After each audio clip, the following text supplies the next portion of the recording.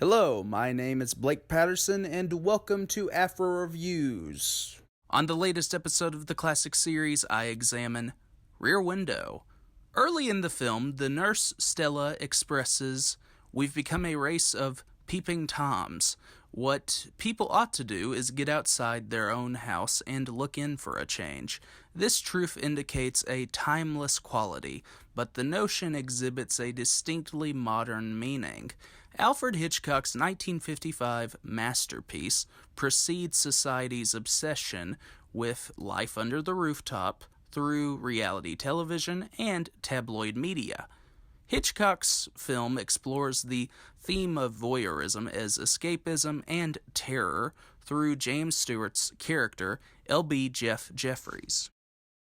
Since his occupation is professional photography, Hitchcock bespeaks the activity of one's obsession with provocation, whether dramatic or sexual, to acknowledge how its banal decadence satisfies their isolation. When Jeffries is curious about an incident in his complex, Hitchcock playfully probes one's imagination for theories. In this film's case, Jeffries' anxious theories become truthful.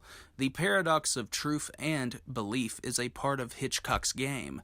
Through this genre narrative, Hitchcock establishes a thematic complication. In different scenes, Hitchcock argues for one's privacy against the spectators, while also suggesting safety when facing harm's way. It also speaks for the modern state of surveillance. Visually speaking, Rear Window is just as engaging as its themes.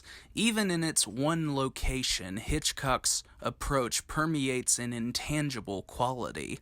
The images are as indelible as a first kiss. Speaking of kisses, the kiss between Grace Kelly and Stewart at the beginning is one of genuine expression. Viewers do not merely observe the characters, but they feel the touch of their lips.